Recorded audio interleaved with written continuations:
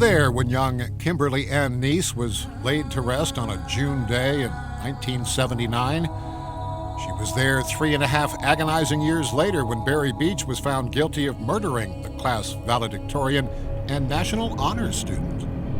Yeah, I believed it. He did it. And finally, there was some comfort, some relief in the tiny town of Poplar. The killer had been caught, tried, and convicted. All the rumors finally hushed. And the killer would kill no more. He was sentenced to 100 years behind bars with no chance of parole. End of story. Well, not hardly. Fast forward to 2013. Barry's not guilty. Quite an unlikely and really shocking transformation for Glenna Lockman. Glenna Nees Lockman. Glenna is Kim's cousin. Both grew up in Poplar.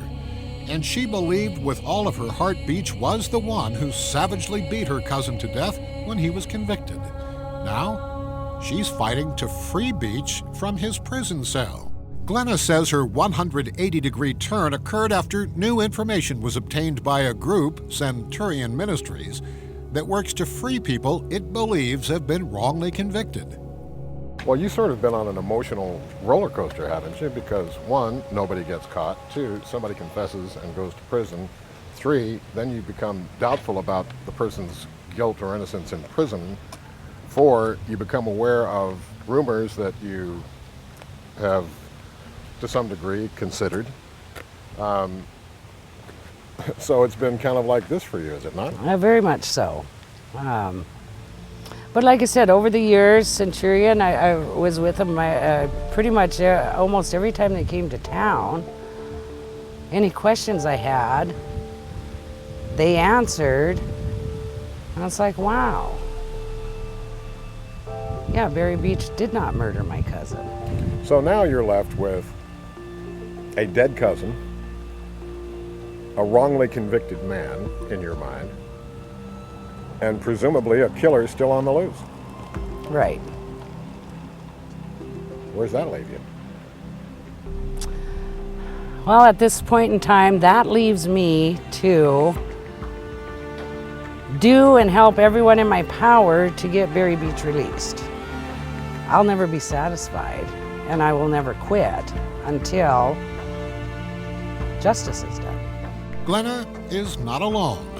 There are some very high-profile supporters calling for Beach's release, including U.S. Senator John Tester, former Montana Governor Brian Schweitzer, former U.S. Senator Conrad Burns, and former Lieutenant Governor John Bollinger. So, who killed Kim Nees? At the end of the day, it will very likely turn out only the killer and Kim will know the truth, and the rumors in Poplar, well, they will never be hushed. Poplar resident Dunn O'Connor is the one who says he got an early morning phone call telling him about Kim's murder hours before police knew anything about it. He seems to best reflect the feelings of many, not all, but many people in Poplar when it comes to the question of who killed Kim. And you got to remember, the kid did sign a confession. Do I know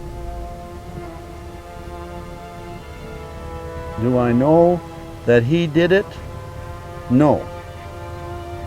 Do I know that these band of women did it?